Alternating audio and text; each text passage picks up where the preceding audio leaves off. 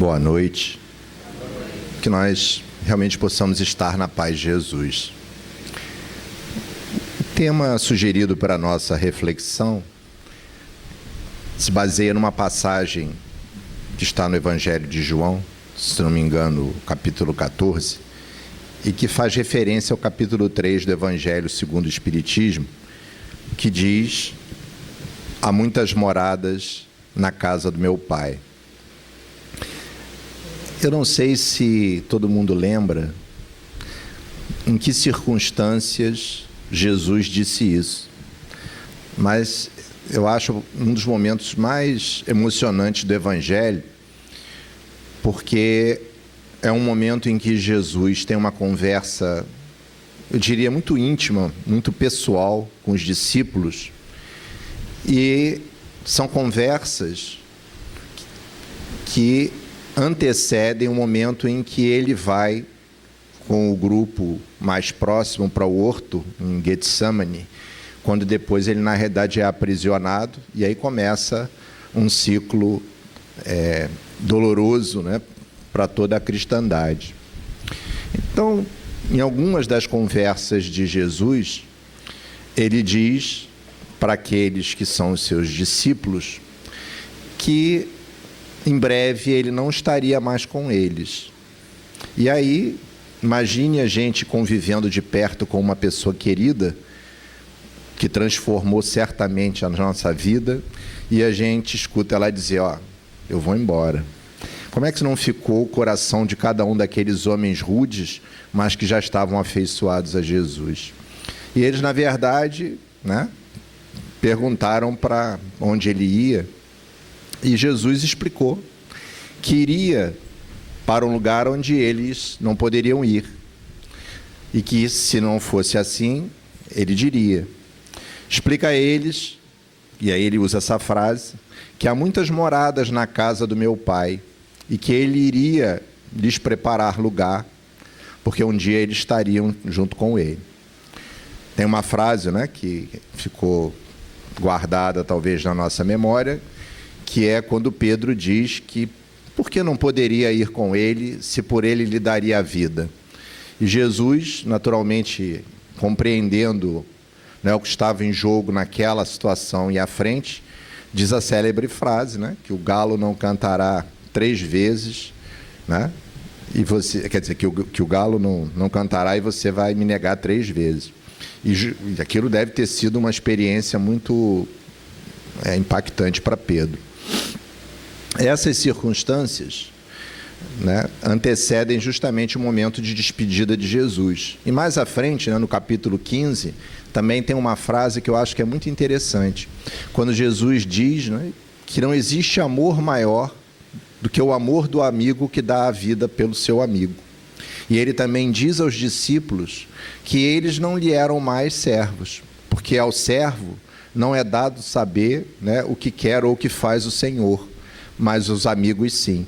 Então, nessa posição, Jesus, né, estabelece laços muito particulares com aqueles homens, porque ele os considera, né, ele os trata como seus amigos, que dão a conhecer.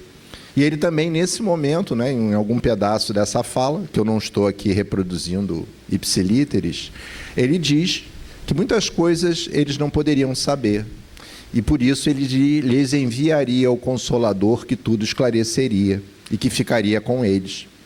Então, essa é uma proposta de Jesus para aqueles homens que dias depois, né, iriam conhecer, primeiro, o choque da perda aparente de Jesus através da crucificação.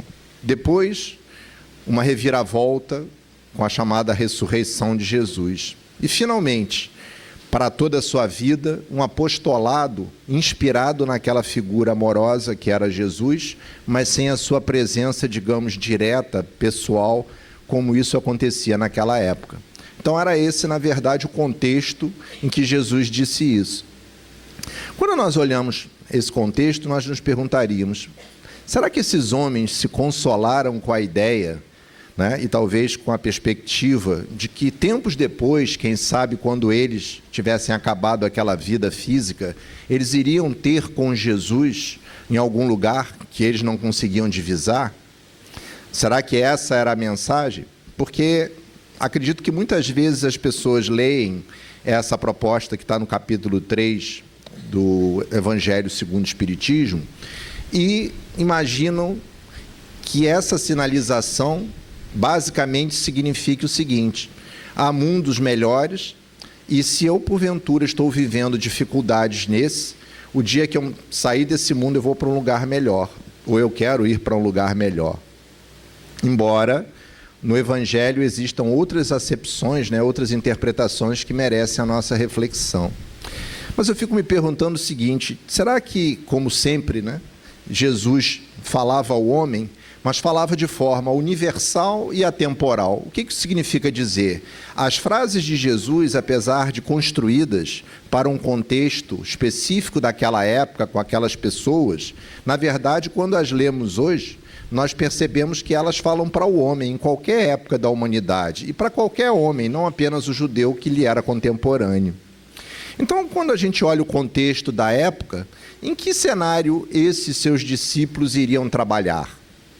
Na verdade, eles estavam na Judéia, numa região que era, à época, dominada pelo Império Romano.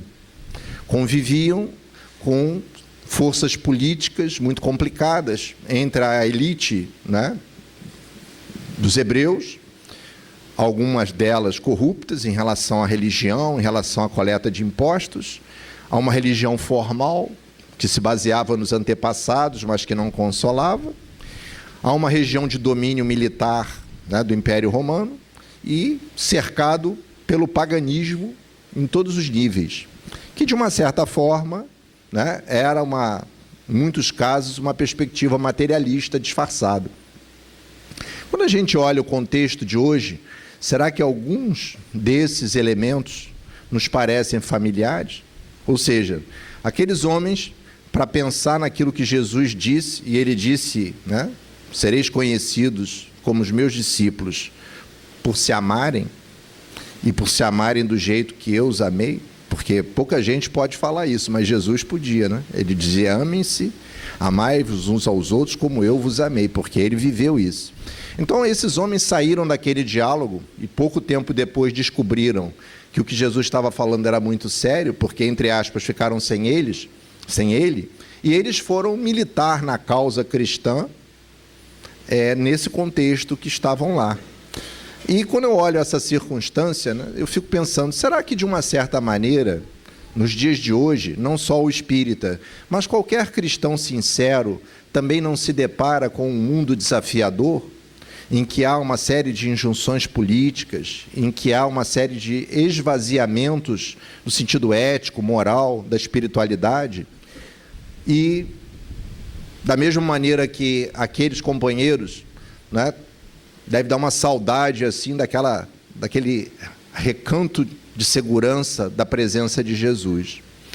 Então, quando Jesus prometeu para eles que havia muitas moradas na casa do Pai e que ele lhes iria preparar lugar, acredito que nós possamos ouvir essa questão e também nos perguntarmos que lugar Jesus está preparando para nós, caso sejamos como os discípulos, né, dele, e para isso nos amemos uns aos outros, sigamos na realidade a questão da orientação ético-moral que o Evangelho traz.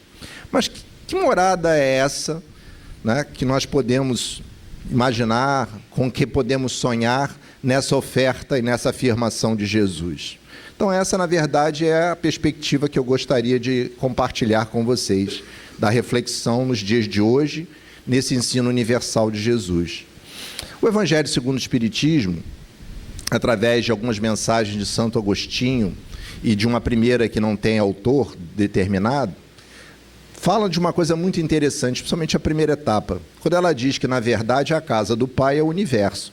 E, naturalmente, os milhões de turbilhões de mundos que existem são moradas, mas que não são só essas, porque, na verdade, a morada, como a palavra sugere, é o lugar de moradia, é o lugar em que nós habitamos, é o lugar de permanência. Então, o espírito, né, encarnado precisa de um orbe, né, de um planeta, de uma natureza de suporte biológico. Mas o espírito desencarnado vive em outras condições. Então, quando Jesus falou, na verdade, nos diversos mundos, né, ou nas diversas moradas ou moradias que havia na casa do Pai, que é esse universo da criação, ele poderia certamente estar falando dos mundos habitados, mas também daqueles lugares onde os espíritos, sem o corpo físico, se reúnem. Como, por exemplo, podemos pensar na Terra. Temos aqui uma população talvez de 6 bilhões de habitantes e certamente 3 ou 4 vezes mais de espíritos desencarnados em volta. A Terra é a morada de todos nós, mas não necessariamente a morada no sentido da habitação encarnada na matéria. Mas também nesse mesmo trecho, o Evangelho explora uma questão, falando que, na verdade, isso significa também os diversos estados d'alma que o espírito pode ter, de tal sorte que aqueles que se encontram, né, vivendo as emoções superiores do bem, estão vivendo num lugar que reflete essas características, uma morada que lhe é feliz. Da mesma forma, aqueles que vivem as paixões primitivas, né, estão vivendo em contextos, mesmo no mundo espiritual, que são adequados a essa condição. Então, na verdade, há muitas acepções para essa expressão de morada. Com qual delas nós queremos trabalhar? É nessa parte do Evangelho que também Santo Agostinho fala, de uma certa maneira, sobre uma escala, né, de evolução dos planetas, dizendo que, da mesma forma que os indivíduos evoluem, todas as formas de vida da criação evoluem também.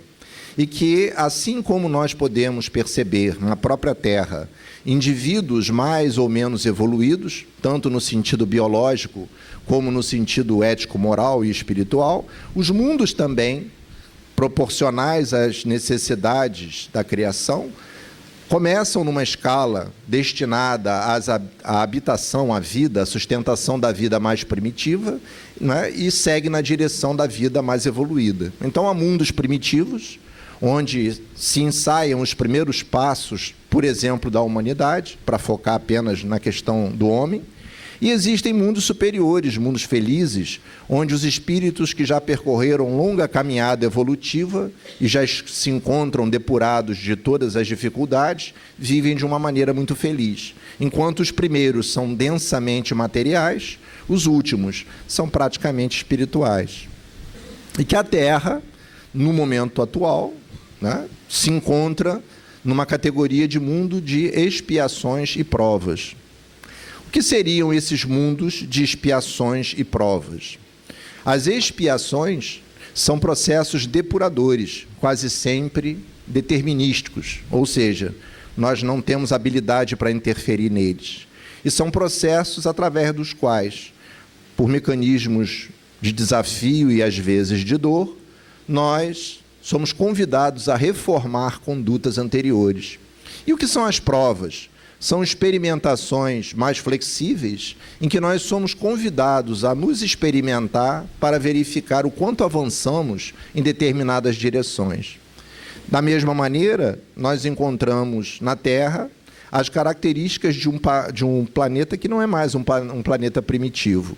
Porque nos planetas primitivos a inteligência ainda está dando seus primeiros passos, a inteligência humana. E na Terra não. Na Terra nós temos uma inteligência altamente desenvolvida, mas ainda não moralizada. E isso faz com que, a despeito das grandes conquistas que a inteligência consegue estabelecer, o seu uso nem sempre seja a favor do bem comum ou da felicidade. E é por isso que nós temos na Terra ainda um elevado percentual de forças orientadas ao mal ou não orientadas ao bem. Temos perspectivas em que o ódio, a guerra, a violência são habituais, quando deveriam, na verdade, ser superadas. Então, é esse o contexto do planeta que nós estamos vivendo, porque estamos vivendo num planeta de expiação e provas. Mas isso significa que cada um de nós está rigorosamente no mesmo estágio que o companheiro ao lado? Não. E é isso que é uma questão interessante de nós nos perguntarmos. Como é que a gente pode pensar sobre isso? E essa, diria, uma questão chave para a nossa existência. Na pergunta 132 do Livro dos Espíritos, Kardec pergunta aos espíritos qual é, né, o objetivo da encarnação. Não é reencarnação, é encarnação. Ou, se nós fôssemos traduzir, seria qual o objetivo dos espíritos se ligarem à matéria para nascer na matéria? Porque reencarnar é o processo em que isso ocorre sucessivamente dentro do encadeamento. Mas a encarnação é esse fenômeno da ligação à matéria. E, entre outras questões, o espírito responde de uma maneira muito clara, dizendo que a encarnação é um processo imposto, ou seja, ele não é uma opção, é um processo de via única que os espíritos, né, recebem de Deus para o seu desenvolvimento. E aí ele explica o que para nós é fundamental para essa abordagem de hoje, que cada espírito, na sua condição, reencarna em um planeta de onde tira da matéria daquele planeta as condições para a sua vida. Quando a gente olha isso, nós podemos pensar assim, já sei, o espírito está falando do perispírito, porque, na verdade, para a gente encarnar, precisamos, né, fazer uma aproximação da matéria, e quem faz isso, na verdade, é o perispírito. Para isso, o perispírito absorve as energias que estão, né, no fluido cósmico universal em torno de um planeta, e dali, né, ele se prepara para essa ligação com a matéria. E isso faz todo sentido, mas não resolve todas as questões. Por quê? Quando Jesus falou que havia, né, muitas moradas na casa do Pai, vamos ver se ele fica na posição. Ele falava em moradia. Quando nós olhamos o homem primitivo aqui na Terra, onde morava o homem primitivo? Por incrível que pareça, isso é uma pergunta. Onde morava o homem primitivo? Nas cavernas. Aí, se a gente fosse aquela criança de 4 anos, na idade dos porquês eternos, perguntaria, mas por que ele morava na caverna? Não considere isso uma tortura, é só um exemplo pedagógico. Por que ele morava numa caverna?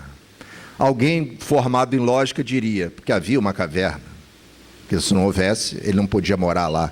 E se a gente for trabalhando essa questão, a gente vai descobrir que o homem primitivo morava naquilo que a natureza lhe oferecia, porque ele não tinha como fazer nenhuma intervenção. E nós hoje, pelo menos de uma forma geral, nós construímos a nossa moradia, né, que tem requintes de materiais, de organização dos espaços, de funcionalidade, de luz, de conforto, conforto térmico, e assim vai. Significa dizer que cada um organiza sua moradia de acordo com as suas possibilidades. O homem primitivo sofria, na verdade, as consequências da sua ignorância, enquanto que o homem moderno, contemporâneo, ele usa a ciência para organizar sua forma de viver. Então, quando a gente pega aquela pergunta 132 do Livro dos Espíritos, podemos pensar também que cada um de nós vai extrair desse ambiente não apenas as energias para formar seu perispírito, mas todo o conjunto de possibilidades de suporte à vida, seja ela biológica, seja ela sociológica, psicológica, que aquele mundo pode lhe dar para construir a sua moradia. A maioria de nós, hoje em dia, mora em condomínios. Pode ser de casas, de apartamentos. A minoria mora em casas. Se a gente fizer uma pesquisa aqui, vai descobrir isso. E aí fica uma questão muito interessante. Quando você pergunta assim para alguém, eu estava passando por essa experiência no outro dia ensinando o meu filho pequeno, porque ele não conseguia entender que a casa dele tinha 2 números, porque a gente mora num prédio. Então, o nosso prédio é o 153 e o nosso apartamento é 105. Ele não conseguia entender isso. Aí, andando pela rua, eu mostrei para ele, ó, você está vendo? Todo mundo aqui nesse prédio mora no 153, mas nós moramos no nosso apartamento, não é verdade? Aí ele passou a entender. Então, quando você for explicar para alguém onde você mora, você tem que dizer que é no 153, mas no 105, senão a pessoa vai chegar aqui e vai perguntar em qual apartamento. A Terra é igual. Podemos pensar que todos nós moramos no 153, mas cada um no seu apartamento. Se nós formos olhar isso num sentido material, podemos ver que enquanto pessoas moram com absoluto conforto, outras moram em absoluto desconforto. Só 1/6 da população da Terra tem acesso à água e saneamento. Significa dizer que de 6 bilhões, só 5 bilhões, quer dizer, só 1 bilhão tem água tratada, os outros 5 não têm. Então, o que acontece com a Terra nesse sentido? Estamos morando, na verdade, num grande condomínio, mas cada um no seu apartamento. O que isso significa? Que, no sentido material, de acordo com as desigualdades sociais ou as possibilidades, cada um vai construir a sua moradia com os seus recursos. E, se nós usarmos, um princípio de visitar uma casa, podemos tranquilamente traçar um perfil da pessoa que mora lá, sem que ela esteja. Não é verdade? A gente pode olhar uma casa e falar um pouco da personalidade daquela pessoa. Podemos falar se tem criança em casa, se tem animais, se existem idosos, se as pessoas ficam muito em casa ou ficam pouco, se as pessoas gostam de ler ou não. Tudo isso depende, do lugar. Basta ver quando você abre a porta de um quarto de hotel e aí você descobre, que ele é absolutamente impessoal. Porque lá não tem nada que diga quem mora lá. Porque lá ninguém mora, apenas as pessoas passam um tempo lá. Basta que alguém fique algum tempo trabalhando num lugar, numa repartição ou numa empresa, que sobre a mesa vai colocar uma foto de alguém querida ou a maneira de arrumar o lápis, ou seja lá o que for. Computadores, a mesma coisa. Cada um configura do seu jeito. O que isso significa? Que cada um de nós, de uma certa forma, constrói a sua morada. Ora, se isso se dá no campo físico, também se dá no campo das relações. Porque, quase sempre quando podemos, estabelecemos relações de afinidades com aqueles que estão próximos e disponíveis a nós. E isso faz com que vivamos ou que convivamos num círculo de relações que nos são favoráveis. Por exemplo, a casa espírita. Nós temos entre nós aqui diferentes níveis de intimidade, de conhecimento, de interação. Mas o fato de sermos espíritas ou de estarmos interessados na reflexão da doutrina espírita faz com que estejamos aqui e agora nesse momento. Podemos dizer que nesse instante estamos habitando esse espaço. Então, quando nós pensamos nessas características, vamos perceber que a construção da moradia se dá refletindo a necessidade. E que à medida que o indivíduo evolui, a casa é feita para o morador e não o morador é feito para a casa. Enquanto nós estamos num estágio primitivo, é a natureza que nos provê. Então nós vivemos no que a natureza nos dá. Mas à medida que nós nos desenvolvemos, nós criamos a nossa própria moradia. Ora, e aí entra uma questão muito interessante. Quando nós olhamos para a Terra de uma certa forma, cada um de nós está vivendo dentro de sua casa. Mas não apenas na casa material, que tem lá um código de endereçamento postal. Nós estamos vivendo numa casa que reflete as nossas necessidades. Então, quando a gente entra na casa de alguém, juntamente com o mobiliário por ela escolhido, a arrumação dos móveis, o que existe e o que não existe, o que se come ou não, o que se bebe ou não, nós temos o conjunto dos valores que a pessoa usa para organizar aquele espaço, e isso lhe reflete o que vai na alma. É por isso que nós moramos não apenas usando as funcionalidades da matéria, mas moramos também nas funcionalidades do nosso pensamento, das nossas emoções. Aquilo que nós usamos para decorar o ambiente físico está superposto a uma outra decoração, que são os valores que nós produzimos com a alma. É por isso que, frequentemente, chegamos num lugar ricamente mobiliado, mas que a gente não se sente bem lá. Em outras ocasiões, chegamos num lugar simples, mas não queremos sair de lá. As casas espíritas são um bom exemplo. As casas espíritas podem ter algum grau de conforto, dificilmente tem luxo, mas nós nos sentimos muito bem lá. Se você fosse alugar um hotel para viajar, que tivesse o conforto da casa espírita, você ia reclamar com a gerência. Isso aqui não é 5 estrelas. Não é verdadeiramente 5 estrelas. Mas, na verdade, o conforto é bem mais do que isso, O conforto emocional que a gente tem.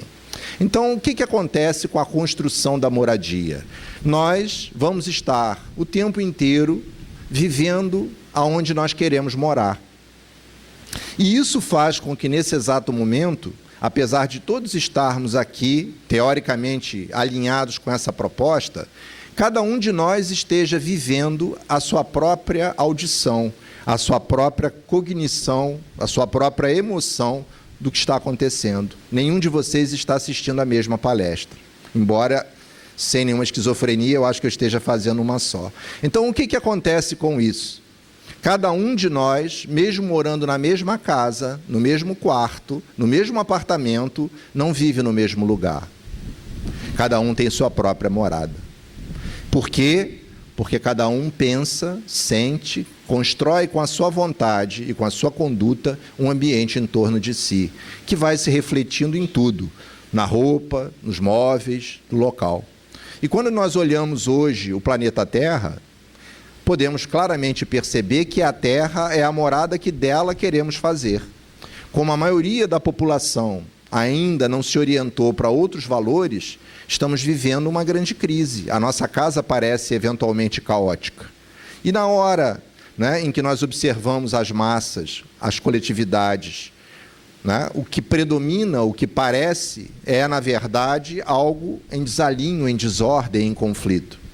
Por quê? Porque a maioria dos seus habitantes, na verdade, né, está ainda numa situação de conflito. É como uma casa que tem uma pessoa que arruma e 10 que desarrumam. Não há condição de manter arrumado. Quando uma casa é organizada, é porque, na verdade, predominantemente os seus moradores não só organizam, como conservam. Por que a Terra hoje vive o caos?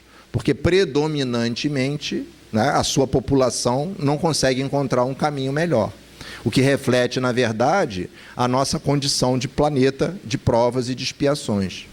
Localmente, por que o país está vivendo conflitos como está vivendo? Porque nós ainda não amadurecemos soluções para construir caminhos diferentes. E, às vezes, os conflitos, as decepções, as dificuldades são terapêuticas ou pedagógicas para que nós aprendamos com os nossos erros. Isso acontece com a humanidade e com o indivíduo. Então, quando nós falamos nas moradas, nós estamos falando, na verdade, de um sistema complexo, que começa na mente do indivíduo, né, e vai para fora, envolvendo não só o espaço físico, como o espaço social. Porque onde alguém constrói um sistema de valores, as pessoas, né, que se aproximam tendem a ser influenciadas por esse sistema. É o que acontece na casa espírita. Uma pessoa chega aqui pela primeira vez. O que, em geral, as pessoas fazem quando vão a um lugar pela primeira vez? Primeiro, elas observam, para ver, né, como é que as coisas funcionam. Se todo mundo tivesse em pé aqui e eu chegasse aqui pela primeira vez, eu não me sentaria. Por quê? Deve ser proibido sentar aqui ou estão esperando alguma coisa, não é verdade? Se todo mundo chegasse ali, como no Japão, e tirasse os sapatos, e você chegasse com os seus, mesmo não sabendo exatamente por quê, aqui todo mundo tira o sapato, eu vou tirar o meu também. Então, há uma tendência de você criar influências, né, que vão nortear as pessoas. Qual é o grande problema? Nós estamos vivendo num planeta em que as influências levam para determinada direção. E aquelas pessoas que não têm uma convicção própria, elas acabam indo na direção da influência geral. Daí, grandes movimentos de massa, em muitas circunstâncias, que as pessoas estão sendo conduzidas, né, por uma determinada proposta. Assim como movimentos radicais de guerra, que um cidadão sai lá de um país para fazer guerra, exatamente não sabe com quem ou por quê em outra área, e assim vai. Então, a Terra hoje vive esse contexto. E aí, né, para voltar ao nosso ponto de origem, o que nos interessa isso? Como podemos aproveitar essa questão que está colocada no capítulo 3 do Evangelho segundo o Espiritismo e essa questão que está colocada na parte, né, de ligação, né, do espírito à matéria a partir lá do Livro dos Espíritos? Porque, na verdade, é isso que nós estamos vivendo. Nós estamos vivendo hoje num contexto que está cheio de influências complexas, do lado de fora de nós e dentro de nós. Nenhum de nós hoje que está encarnado na Terra está usando um corpo indevido, está numa família inadequada, num país equivocado, num espaço inapropriado. Providência divina nos oferece a possibilidade de estarmos encarnados para cumprir exatamente aquilo que está colocado lá no Livro dos Espíritos, para que nós possamos progredir através da encarnação e também, fazendo dessa forma, tomar parte na obra da criação, porque a nossa vida é meio de sustentação para outras, de tal maneira que nós, vivendo, servimos de apoio para a harmonia universal. Isso significa que o universo é um sistema encadeado, e a criação divina, na verdade, faz com que cada um, né, usufrua e contribua para o todo.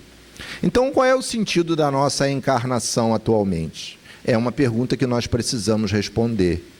Porque trazemos dentro de nós uma série de valores, alguns que nos sustentam a felicidade, ainda que transitória, e outros que nos infelicitam, porque estamos em provas e expiações.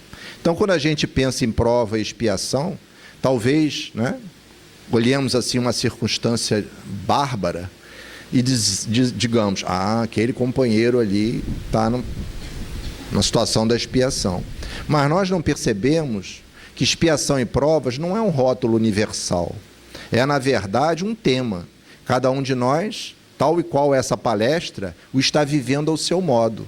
Cada um de nós está vivendo provas e expiações. Há algumas mais leves, outras mais pesadas. Então, quando a pessoa tem uma doença terminal, incurável, quando há um processo doloroso de morte violenta, parece a caricatura da expiação batendo a porta. Mas existem outras que são bem mais discretas e que nos alcançam.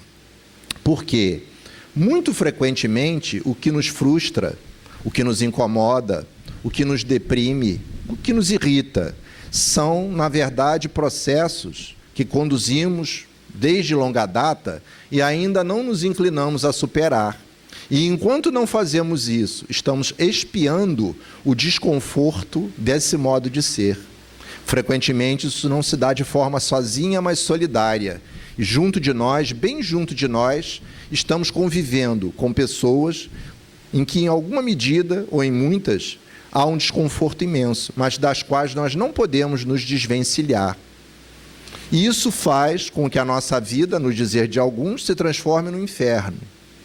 E a solução seria se aquela santa criatura que está do nosso lado resolvesse fazer, né, um doutorado na China pelos próximos 5 anos. Mas não funciona assim.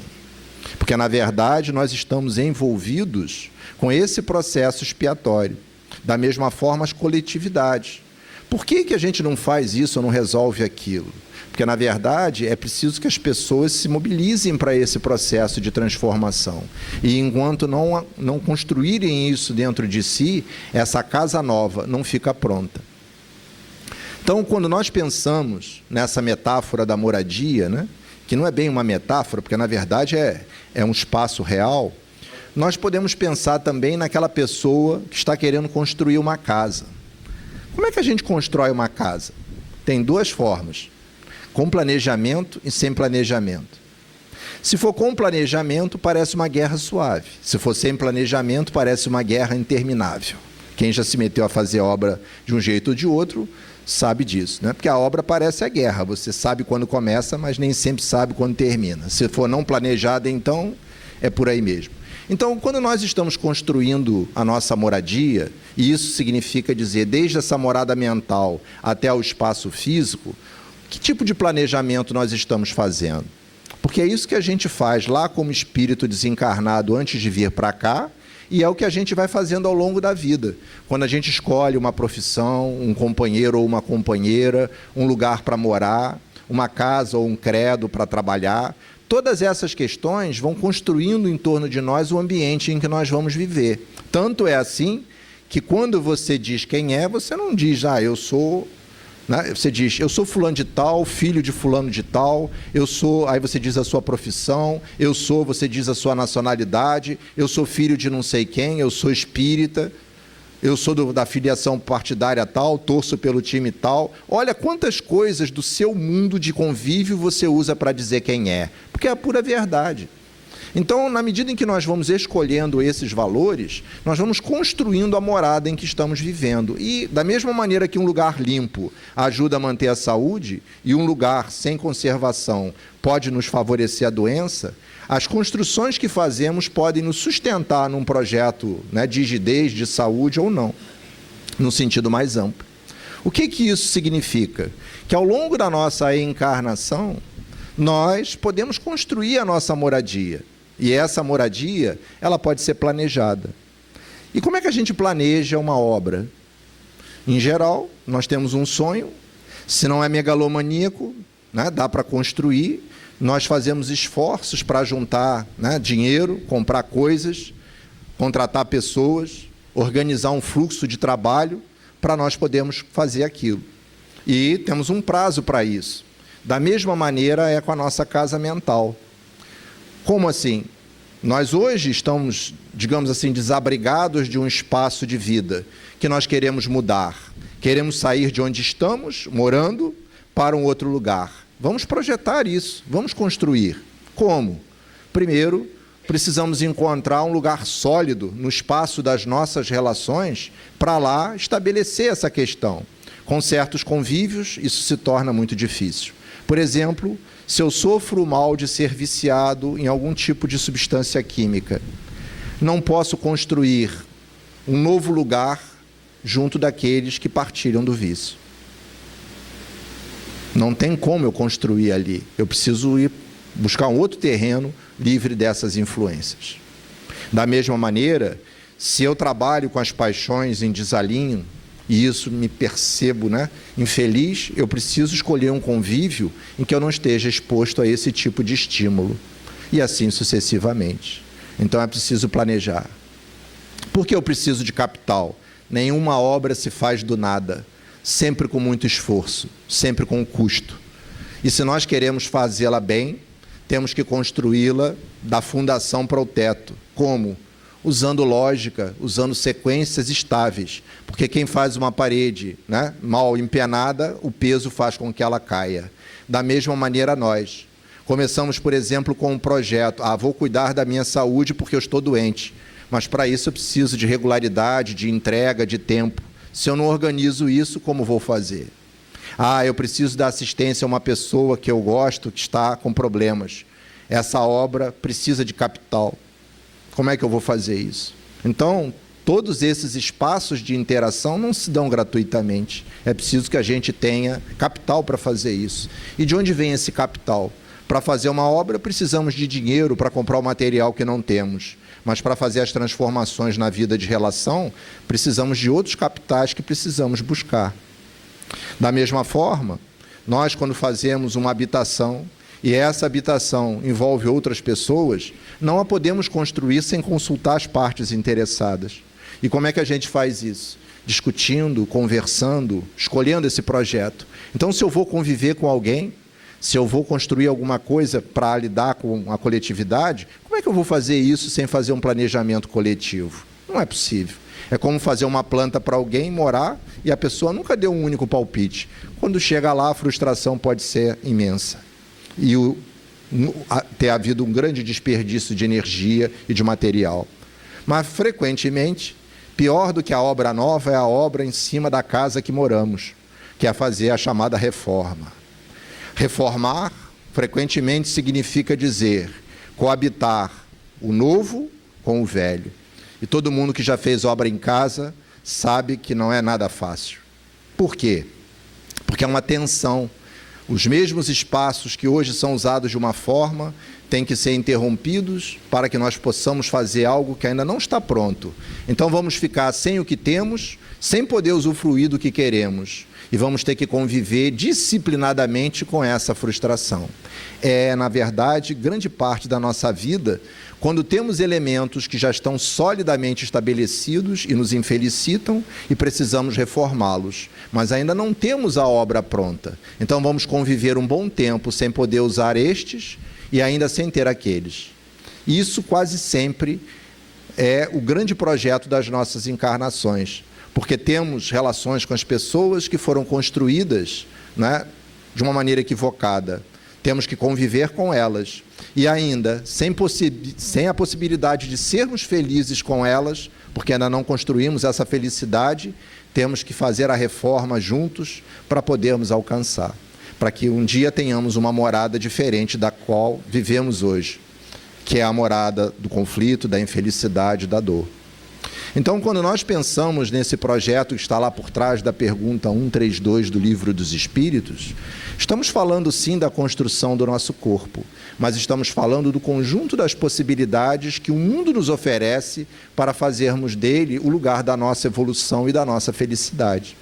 E se nós formos consultar as obras de André Luiz, por exemplo, nas discussões que estão nos capítulos iniciais dos Mensageiros, em que vários companheiros desencarnados comentam seus sucessos e insucessos nas encarnações anteriores, surgem aquelas discussões de esse era o projeto e esta foi a execução. E em raras circunstâncias, o indivíduo diz que conseguiu completar o projeto como ele gostaria.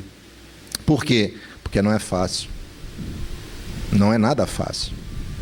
Como não era fácil para aqueles discípulos se afastarem de Jesus e enfrentarem o mundo e levarem aquela ideia.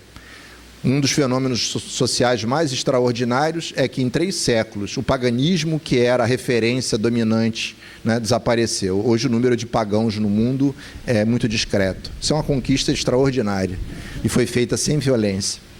Então, essa estrutura que nós estamos hoje elaborando, que é, na verdade, a nossa moradia, é também aquela que vai nos mostrar o futuro. Por quê? Ninguém pode se dar ao luxo de querer fazer uma construção sofisticada instantaneamente. Os projetos elaborados têm um tempo. Então, muito frequentemente, nós vamos vivendo, esquecendo dessa questão do tempo e deixando as coisas fluírem como se pudessem. E tal e qual uma casa que não recebe manutenção, depois que os problemas aparecem, eles são muito graves, são muito agressivos. Imagina que a gente detecta uma pequena mancha naquele telhado ali. Aí alguém sobe e descobre que tem uma telha quebrada. Troca. Não vamos fazer nada não. Daqui a 2 anos a gente vai ver o que aconteceu. Tenho certeza que o problema será estrutural agora. Porque a água vai ter se depositado sobre a laje, se é que tem uma. Acredito que sim. E aí você vai ter o problema de corrosão e daqui a pouco tem o risco desse material desabar sobre nós. Vai ter que parar tudo para consertar. Frequentemente é o que fazemos com a nossa casa. Nós já detectamos que tem algumas coisinhas que precisam de manutenção, mas a gente solenemente ignora, rezando para não acontecer nada. Mas vai acontecer, porque a natureza segue seu curso. E adiante, quando nós nos damos conta, o reparo que teremos que fazer parece inviável, porque é extremamente oneroso e doloroso. Mas ele era viável. Então, muito frequentemente, quando nós olhamos a paisagem terrena e vemos companheiros enfrentando dores, que a gente não sabe como o indivíduo vai conseguir superar, sobretudo quando são próximos a nós, nós temos que nos perguntar, mas será que essa intervenção era para ser feita assim, maciçamente e instantaneamente? Será que não havia um processo anterior que pudesse ser conduzido? Frequentemente há. Então, do nosso ponto de vista, em relação à proposta de Jesus, diria que Jesus, dentre as diversas casas, as moradas na casa do Pai, ele certamente nos está preparando o lugar para que nós, ao sairmos amanhã dessa encarnação, possamos nos encontrar, por mérito e afinidade, com aqueles que compartilham nossos valores num lugar em que podemos viver. Mas isso não é, na realidade, um lugar pré-estabelecido para onde nós vamos ser transferidos, como quando há uma enchente alguém vai habitar emergencialmente um lugar. Na verdade, isso é uma construção que estamos fazendo agora, ou não. E o que está acontecendo hoje com uma grande parte da população da Terra? Está desorientada. E a Terra parece desorientada, como se fosse uma casa sem dono. Eu escutava desde pequenininho uma frase que acredito que vocês conheçam, que diz assim: numa casa onde não há pão, todos gritam e ninguém tem razão. E uma outra que dizia assim: numa casa onde não há ordem, ela se impõe. O que isso significa dizer? Que quando nós não estruturamos a subsistência com a comida, com o conforto, ninguém tem razão. E o que está acontecendo hoje em muitos setores da sociedade? O egoísmo, a desigualdade faz com que as pessoas sejam privadas das condições de sustentação. Isso gera o caos. E ninguém tem razão. Ninguém tem uma saída. E no outro sentido, quando nós não criamos uma ordem, o caos faz com que nós tenhamos que adotar uma. E isso vale para a nossa vida também. No campo das nossas emoções, das nossas escolhas, das nossas falas, do cuidado que temos com o próprio corpo. Porque na medida em que nós não cuidarmos, não construirmos essa morada para a nossa existência, inclusive a física, né, nós somos reféns dos eventos imprevistos que vão nos alcançar. E o que acontece hoje? Nós temos uma grande multidão de espíritos, segundo as informações de diversos autores espirituais, que estão encarnando na Terra em condições muito conflituosas. Quais são essas condições?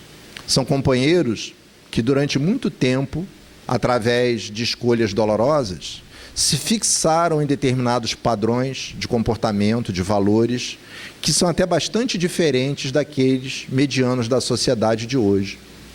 São espíritos que não encarnam em muitas situações há alguns séculos ou mais. Então, quando você às vezes vê a forma de encaminhamento dos problemas, né, as soluções que alguns companheiros adotam, você diz assim, mas nossa, a humanidade parece que não evolui, isso é uma conduta bárbara, referindo-se a hábitos que talvez remontem ao século XII, XIII, XI. Mas, na verdade, não é a data de nascimento, nem é o certificado, né, do registro civil que diz em que época você está vivendo, mas, na verdade, é a casa em que você mora. Então, eu posso estar atravessando a rua aqui e eu supostamente ser um cidadão do século XX, porque nasci lá no século passado, e aqui do meu lado tem um camarada que tem a metade da minha idade, mas que está vivendo no século XII. Então, diante de uma circunstância que se apresente para mim, eu possivelmente vou adotar os valores do século XX, mas ele não, ele vai adotar os do século XII. E o que está acontecendo com a humanidade? Nós estamos, como num grande condomínio, coabitando com companheiros de diversos, né, interesses e níveis. E tal e qual, num condomínio, tem horas que a sua casa parece em paz, mas a barulheira que vem do andar de cima ou de baixo dá a sensação de que você precisa pular pela janela com urgência. E é isso que muito frequentemente nós vamos vivenciar. Por quê? Porque apesar de nós já termos pacificado algumas áreas dentro de nós, nós estamos sendo convidados pelo espírito de fraternidade e de caridade a conviver com companheiros que ainda não pacificaram essas áreas dentro deles. Da mesma maneira que alguns companheiros que já resolveram questões que ainda nós não resolvemos, são convidados caritativamente a nos ajudar a resolver as nossas próprias pendências. E é esse, na verdade, o sentido, né, de construção do reino de Deus, né, na Terra. O reino de Deus não é alguma coisa que nós vamos encontrar lá no mundo espiritual, mas é alguma coisa que é um sistema de valores, de condutas, de práticas que façam com que nós vivamos segundo os valores do Cristo. Pode ser aqui ou no mundo espiritual. E a propósito, quando nós olhamos as informações sobre o mundo espiritual, não há dúvida nenhuma de que lá há também regiões que são muito parecidas como as nossas. E quando eu digo isso, eu cometo um erro gravíssimo, porque, na verdade, os espíritos não nos cansam de informar que o mundo causal é lá, e que nós é que, entre aspas, somos, de vez em quando, parecidos com o que acontece lá.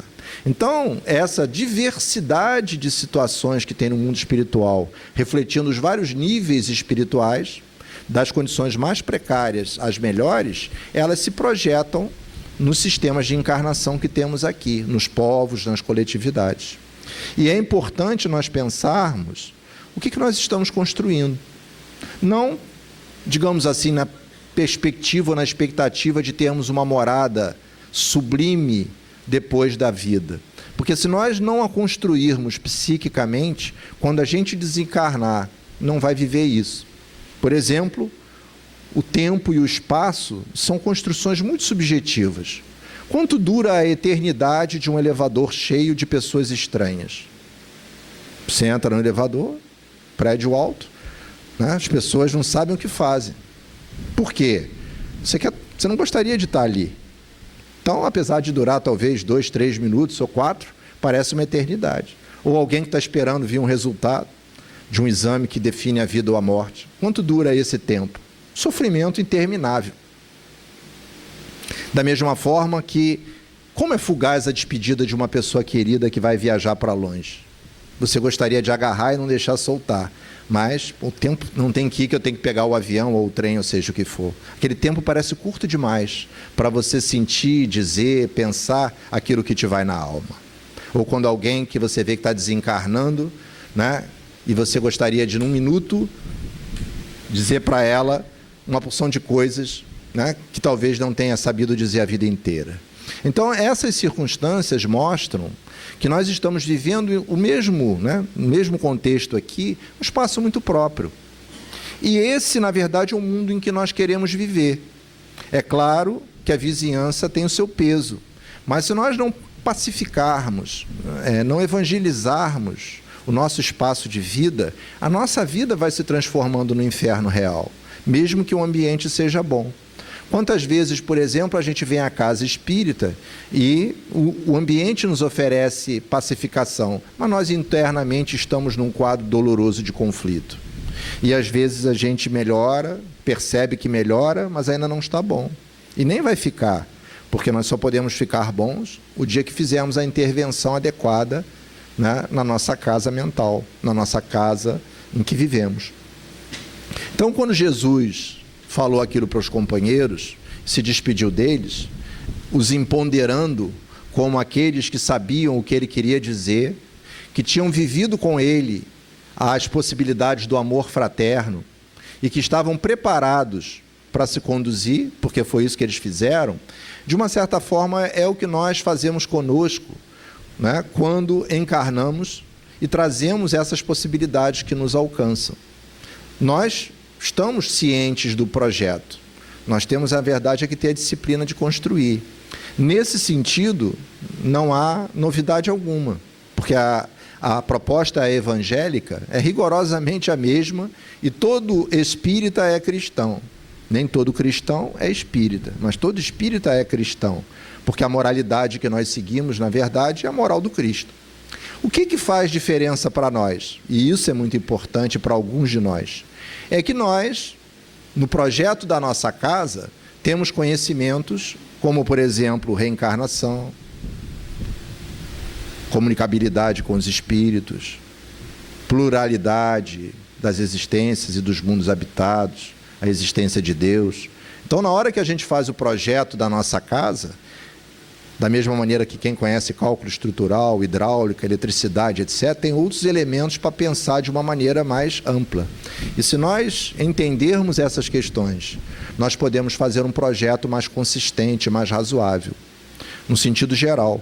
Mas no sentido particular, é preciso que nós façamos sondagens adequadas do terreno em que nós estamos construindo, e esse terreno somos nós mesmos.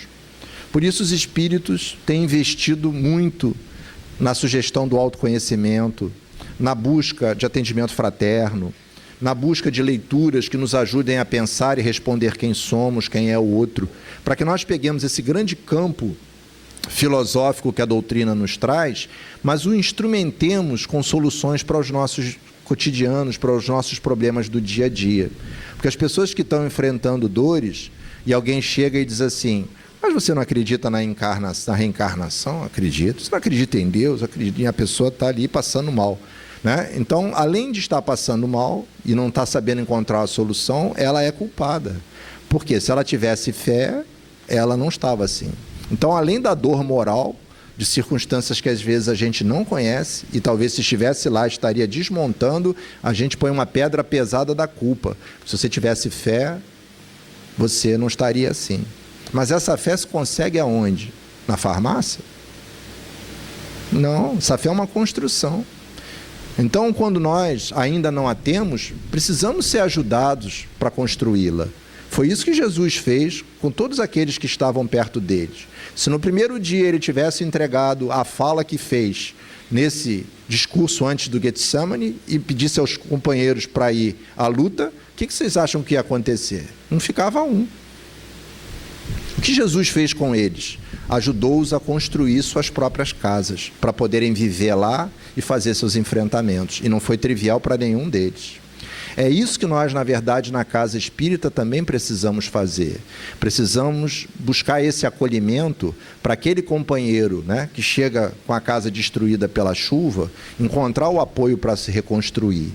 Mas muitas vezes o companheiro chega aqui e mora numa mansão, mas internamente a casa dele está em frangalhos e ele não tem a menor ideia de como vai reconstruir. Precisamos ajudá-lo. É essa, na verdade, a proposta cristã da caridade. E é preciso também que nós a aceitemos quando não estamos bem, né? E aquele companheiro do nosso lado vem nos ajudar. É assim que a gente consegue, né, um mutirão habitacional eficaz para que juntemos recursos que nós sozinhos não temos. Porque era assim que funcionava o apostolado na época de Jesus e funcionaram depois as igrejas, as comunidades, né, cristãs do caminho, que depois se transformaram, por outras questões, na instituição da Igreja Católica. O Centro Espírita hoje tem todo o potencial, né, de ser, digamos assim, um herdeiro natural das casas cristãs do caminho, onde as pessoas sem hierarquia, sem rituais, sem liturgia, se apoiavam, discutiam seus problemas, reliam as passagens que Jesus tinha dado, ouviam os testemunhos daqueles que tinham convivido com ele, havia as comunicações mediúnicas e aquilo dava força às pessoas, não só para fazer a caridade material, já naquela época com aqueles que eram desvalidos e que não tinham outro apoio, como também de se sustentarem para fazer os seus enfrentamentos. Então, essa é a segunda parte lá do nosso título, né? Nós sugerimos para Maria e ela generosamente colocou lá: há muitas moradas na casa do Pai. E aí a gente botou uma pergunta, né? Aonde, né? Onde queremos viver? Esse é um projeto que nós temos que executar. E para isso, a única engenharia que nós precisamos, né, é aquela que nós aurimos junto aos nossos amigos espirituais. E a mão de obra é nossa, essa não tem a menor dúvida. E se faz aos poucos. A boa notícia é que aquele que olha com cuidado uma obra em andamento, mesmo com a poeira no ar, fica feliz de ver as suas conquistas, né? Quem já fez uma obra a duras penas e aí diz assim: nossa, eu consegui levantar as paredes, fica muito satisfeito, porque sabe como foi difícil. Depois eu embocei, pintei, botei o piso, agora só faltam as lâmpadas. Olha que coisa bacana. Em casa espírita, muito frequentemente é assim também, né? A gente luta muito para conseguir pequenas conquistas, e elas são muito valiosas para nós. Então precisamos também nos alimentar das nossas pequenas conquistas, para que a gente possa ter sucesso e possa ter perseverança nessa construção da nossa morada. E nós todos, na verdade, temos direito a ela. É só questão, né, de nos empenharmos. Então, muito obrigado.